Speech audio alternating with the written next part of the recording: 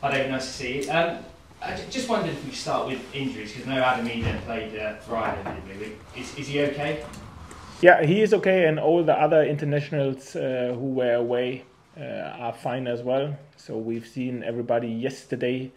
The first time, not everybody was on the grass the whole time. Today we will be together the first time all together in training, but everybody looks fine. We have Sam Byron back in training since Monday, not in every training session, but he made big parts of the training sessions with us. He will for sure need a few further weeks to come to the level which he needs to support us, but it's great to have him back in training. You already can see what a great footballer he is. I think everybody is aware about it. So we're looking forward to work further with him. Ornell and Johnny Rowe will not make it tomorrow. There is a big doubt for the Easter games as well, but they especially they don't need he doesn't need surgery. So this means we hopefully get him back after Easter. The same as with Johnny Rowe. How about Isaac Hayden? There was some footage of him running on the grass. Is he getting closer? Yeah, obviously he's getting closer. Yes, he's running on the grass. He isn't with the team at the minute. We expect him back in team training if everything goes to plan after Easter as well. And then we have to see how he adapts to the team training. Yeah. Just reflecting on those 3 games before the international break, you've had a couple of weeks to think on it now. What's the mood been like since then? Because I guess parts of it was quite frustrating in terms of the attacking play. Yeah, obviously it was different. Not happy after Sunderland, disappointing after Huddersfield, but with the clean sheet and the draw against Stoke away, with all the problems which we had in this week, we were able to take it on a positive way. And this is exactly how we now approach everything. I think not only the last 3 games, I think everything what happens now so far, it's done. And to be fair, for us, for me personally, it's now a new situation, a special situation, like always in the season. If you can see the end of the season, the real target which you have now in front of us, it's different. If you speak at the beginning of the season about 46 games, your target was so far away, but now it's 8 games, hopefully 11, where we are now playing for. It's all in, everything is on the table, so make sure you grab it. And for this, we have to be sure that we are clear in our head, very focused, but very hungry and greedy as well, that we really show that we like to get this. And because it's now so clear and so close, it's totally different feeling like it is at the beginning of a season when you speak about your targets. And this is why we are so exciting, why I am so exciting about now the next games, especially the first one tomorrow against United. Yeah, I mean, you mentioned the target, which I guess is the playoffs. Have you had to drill it into the players just how important these upcoming games are, or do you think they know anyway? No. They know for sure, obviously they know. But it's the same for them like for me or for everybody. As I said, if a target is so far away and now it's so close where really you can see it, you can feel it, you can smell it, it's there, it's different. It is. And we have to make sure that we really get the energy on the grass, and hopefully we have them understand as well, because now it's all about to really see what is in front of you, see that you are in the middle of the race. You can you have it in your hand, you can decide it, and this is exactly the chance which we always have spoken about, which we like to have, which we have, and now it's up to us with obviously the one or other injury concern what we have, but let's be honest, probably all of the clubs have some problems at some point of the season, and we will work with it, we will solve it, and we will try to take the 3 points tomorrow, and for this we have to make sure that we perform on the top level. Yeah. There's only 8 games to go. I know you don't like looking at the table, but is now the time where you start to think we've got to start winning more games than we lose, in terms of, have you got a target of points that you need to get, you think? to be fair, I think this makes no sense to set the target, because nobody knows if you are right. At the end of the day, what the truth is, as I said, you see the end, you can name the target, which is the playoffs, and you really know where your opponents are and when you will meet them. And then it's all about be focused on every single game. Take it game by game, even if you know in this 8 games we can make sure that we get 3 further ones. And if you are successful in the 11th game, then where we like to be. Yeah. You always say it's all about you, your team. Sheffield United, obviously a very strong team, they're up in second, but is that still the case? Is it about how Norwich perform, not really about them? Yeah, when I say it's all about us, it's that I like to make sure that we really show what we are all about. Obviously, we respect our opponent, it's what we always do, and obviously, as I said this before as well, you adapt your idea to every opponent a little bit, but in general, that we like to play our style of football. This will not change, and this is exactly what we like to do tomorrow as well. Obviously, it's a good side. It's a very good side. Offensively, they have a lot of strength. They have a certain style, a special style. But nevertheless, I think there are no secrets in between the teams, and it's all about to show this passion which you have to have now for those last 8 games to try to get this over the line. Yeah, it's been announced today that 20,000 season tickets have been sold for next season. I mean, what do you think to that? And do you also think that's a show of faith in you, really, that the fans are excited for next season, no matter what league you're in? To be fair, I think it's an incredible number at the end of March, and we sold this number already. I hope and I wish that we will sell, and I'm pretty sure, to be fair, we will sell some furthermore. But at the end of the day, it only shows that we stick together. So whatever comes, we will stick together. And this is what this football club is all about. I had yesterday an event where you as well were able to see how based we are in the community, how important we are for the community, and the community is for us. And this is another great sign if we know that we already sold 20,000 season tickets. Yeah, you mentioned that event yesterday. Were the questions harder there or here in No, some of them were funny, but to be fair, even your questions are not hard. So this is, yeah. I'm going to give you a tricky one now. So Adam Eder, he came out with some quite unsettling comments about how he felt he had to quit social media because of the abuse he received on there. What were your thoughts on that? And do you encourage players to not use social media? I'm just interested in that. This is a difficult one, because obviously I grew up without social media, and I never used, and for sure will never use social media properly. So I have 2 adult daughters, 28 and 23, and if they try to explain me something about Instagram or TikTok, Facebook, or maybe Facebook is now old school. I have to be fair, I have no clue how this can excite you, and this is why, especially because I like communication. You guys know that I like to speak. I like to have communication, but I like to have it face to face. So I love to have to speak, especially to speak about football, but to speak with somebody where only he can speak, and I don't know who it is. I even don't know if he's male or female, so or whatever he is. So it's strange. It's a strange kind of communication for me, and I don't really get it. And obviously, if then people like this give negative or more than negative comments, I totally understand why somebody says, okay, I don't like to be part of it. I totally get it, because I was never part of it, so maybe I'm the wrong person to speak about it. But in general, I think, don't get me wrong, to criticize somebody in a positive or in a negative way, because criticize for me is always both ways. It's totally fine. Everybody can have an opinion. This is no problem. Say it, name it, but do it in a respectful way. And from my point of view, do it face by face. This is what I prefer.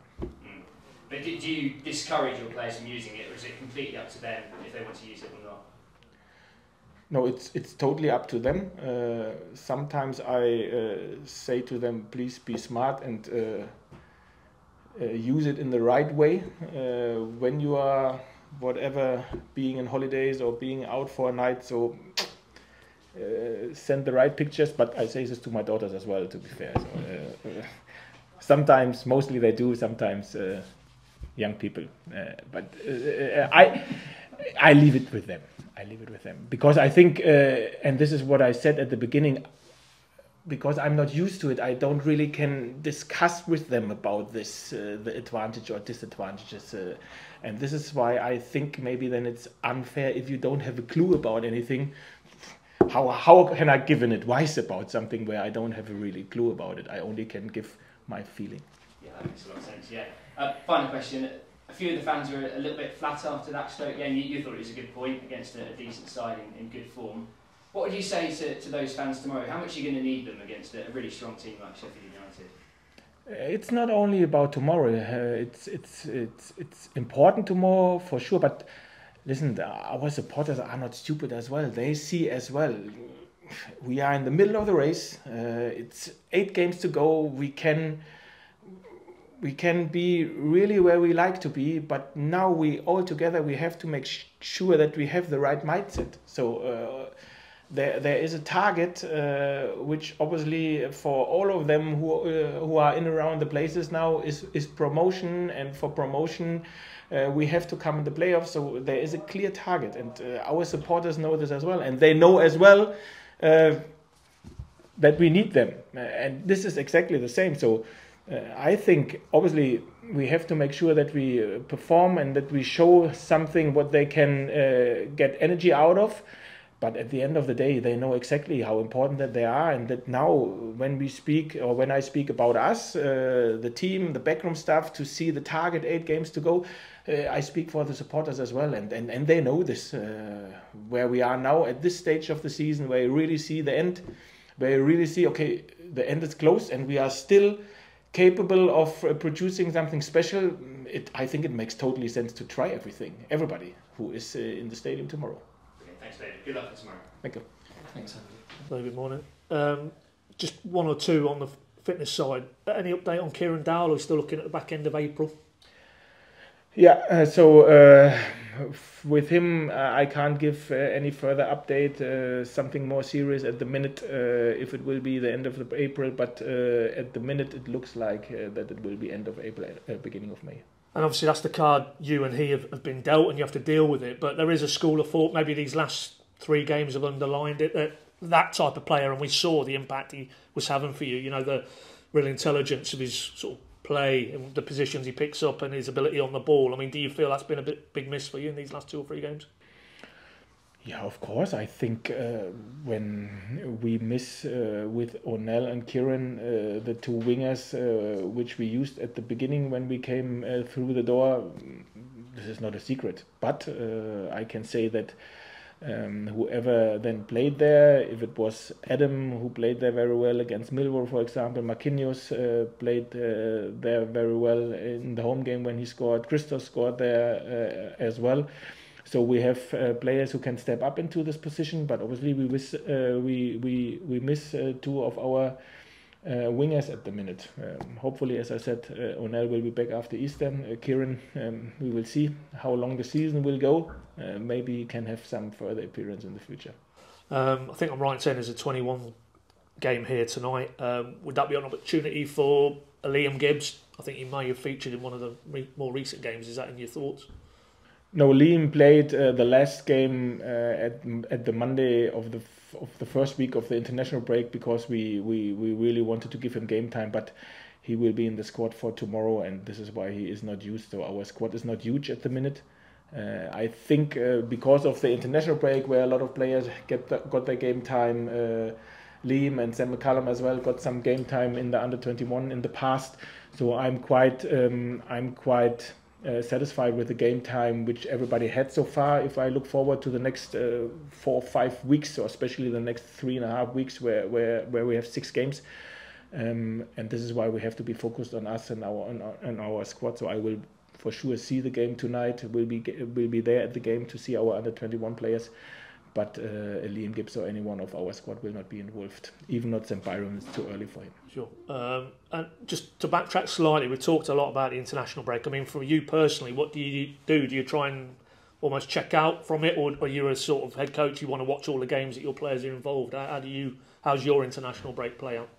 No, I haven't seen all the games. I have seen most of the highlights.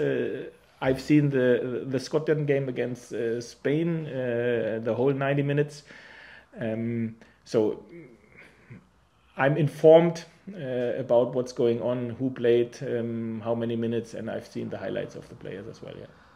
But in terms of what you can do here, there's obviously a group of players who are still here. I mean, you're obviously an experienced head coach now. Do you just have to get on with it, that you haven't got the group together and you can't really maybe do the type of work you'd want to do on the training pitch for most of 2 weeks? Like you say, today's probably the first time they're all back together. Is that a frustration, or obviously it is what it is, isn't it?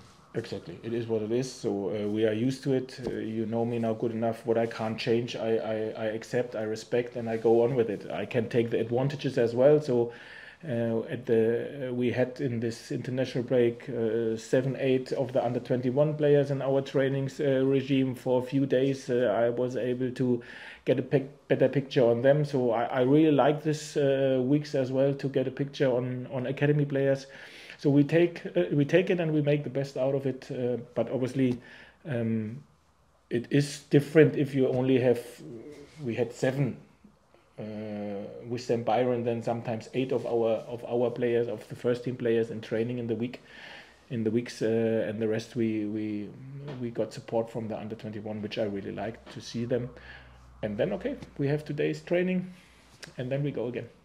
And talking of advantages, and you mentioned it there, that Scotland game, I'd imagine in terms of Gunny, your captain, and Kenny McLean, they've bounced back into Colney. And can you ride that kind of feel-good factor that's around that group, and any of the lads who've gone off and had some good experiences of the international period? Yeah, absolutely. I think everybody can, I feel that everybody really come back with a big chest. Christos scored a goal, Nacho gave an assist, Andrew played, Adam played, so we really, the Scottish guys anyway, so we really, Dimi played as well, so everybody got minutes, international minutes, they were able to represent their countries. It's always great, it's always a great feeling, and all came back very healthy as well with game time, so it was a great break for them, for us, because they are healthy, they got game time, they have a big chest with the results and that they played for their countries.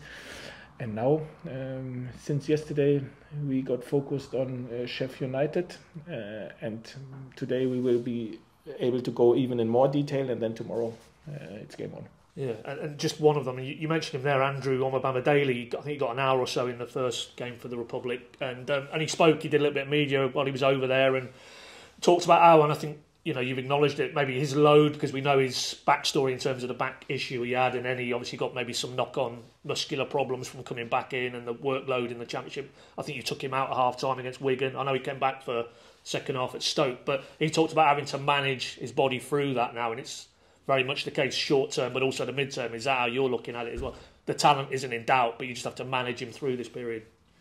Yeah, first of all, I've spoken with him when I met him on the car park after he arrived from the airport. So he was very happy. He was so satisfied to be back after, I think he said to me, 1.5 years when he was the last time with the Irish squad. Got some game time as well, so it was a big step for him. That he was able to stay healthy, to get enough game time, good game time as well, that he got called up, and then he got start as well. So this was another step after he had such a long injury history or concerns. He played against Huddersfield, I think 75 minutes, 60 minutes, against Stoke 45. Now he played for Ireland, I think 75 minutes as well. So he's for sure in a good mood and a good shape as well, and I'm very happy to have him for the last games of the season, and I'm 100% sure we will need him, and hopefully he will help us to get everything in a positive way. just on him, because obviously with Stoke maybe it was needs must, but he had to come in there and play on the right hand side, right fullback. You clearly feel he can do you a job there. We know he's a centre back by trade, but he's got the ability that and the understanding of the position. He can play there no problem, right fullback. Yeah, especially when you decide to play this game in the way we wanted to play the game. So obviously we wanted to have a winger position who really is able to defend wide, and this is why we said give Max Aarons the winger position, because he's able to play wide naturally as a fullback, and he is able to have the defensive mindset in his head as well as a fullback. And obviously then with the diagonal balls which they played in the first half very, very often, and we were a little bit too narrow, we decided to put Andrew on the right back position, and I think this was a very good decision because he played very well in the second half, and we were able to calm down their left side in the second half. Yeah, just a couple more if I can. You talked after that Stoke game about the reset. You've touched on it again today. Forget what's gone in the past. It's all about the future now. You've also said today you don't really need to reiterate those messages. The players know now. It's almost now or never. But is it really not even the next 8? It's maybe these next 4. You know, you've got 3 of the 4 teams who are fighting out with you, and a Rotherham are fighting at the other end of the table. Does it need to happen maybe in this block of 4 for you? I think it makes sense to take it game by game, totally. But obviously, with the quick games coming the quick after each other, the next 3 weeks will decide for sure. I think in the next 3 weeks we have 6 games, 6 out of 8. I think there will be there after this we will have a much more clear picture. But as I said, I think it makes no sense to look too far ahead. For sure, everyone has to play for something. For Sheffield United, at the minute, everything looks very easy. But if they lose tomorrow, maybe from one minute to the other, it doesn't is as easy as it looks like at the minute. So every opponent, every team in the Championship at this stage of the season normally plays for something.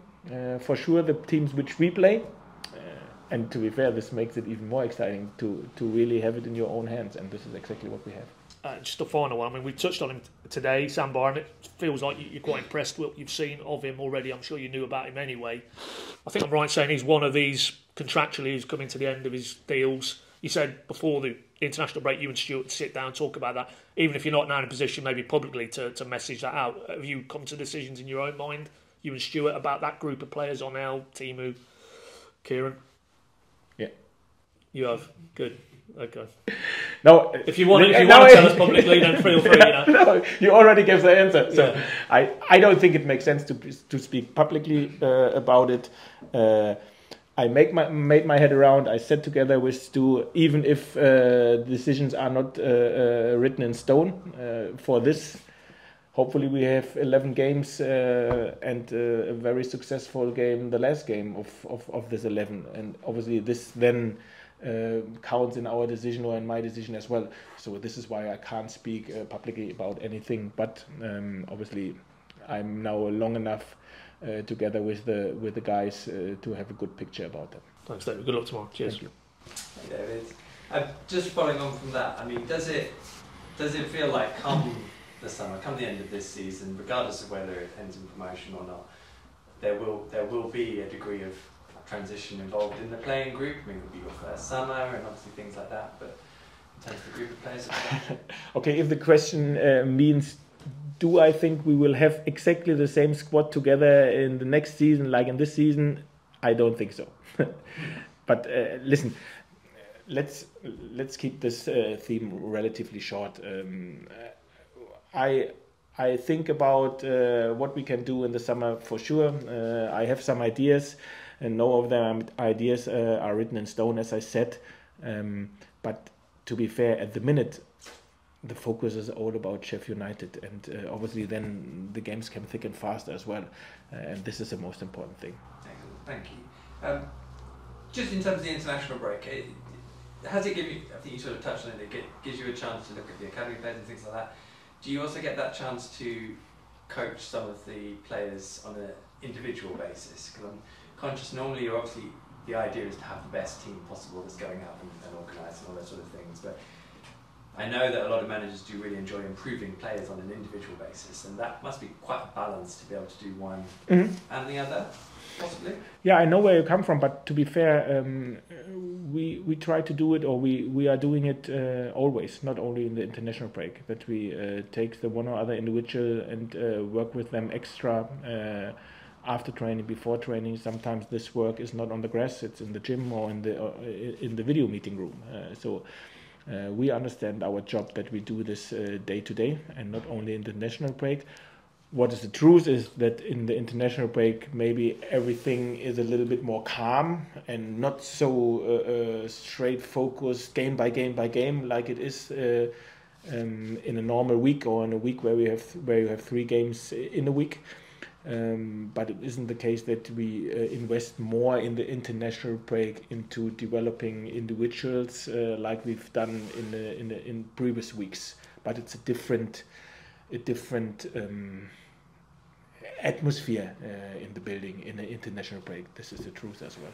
Has it evolved much in the time you've been a manager, that time to work on players individually or in very specialised or even smaller groups? Have you seen there's maybe, I've seen in some settings there's been an increased emphasis on it as sort of times progressed? Yeah, to be fair, as you know, my background is an academy coach, and as an academy coach you are used to it anyway, and obviously I implemented this in my training regime as a first team manager as well, even if obviously as a first team manager you invest it in a different way, like in the academy. In the academy, it's more or less all about me who has done the work, and now there are as well Yuzi, Christoph, our head of performance department, who take a lot of this work as well, and I join in sometimes. Sometimes I take a separate group as well. So this is maybe a little bit different, but the general mindset. To say, okay, come on, we have an individual here, Onel Hernandez, make sure that his end product is different, that he uses more his left foot rather than only his right foot, that he's not so predictable. So first of all, you have to analyze it, and then secondly, you have to work with them on the grass and on video, and build up his endurance. For example, Kieran Dowell, we've spoken about, but all the other individuals as well, where we think about, okay, how maybe can we give them an input, an advice, and support to improve their game. And this is what we try to do with every individual. Fantastic. Just finally from me, when you look at Sheffield United, I'm sure you have done, what is the thing that stands out to you about them, the one defining factor in that team you're going to come up against on Saturday? Yeah, I think offensively they have top quality. It's a real threat, and obviously with their formation which they play, and that they overload their wings with centre backs as well, with side centre backs as well. This is not a common idea, something what you not face so often. But as always, every strength has some weaknesses as well, and hopefully we can exploit them. Perfect. Thank you. Okay, thank you everybody. Thank you. Thanks.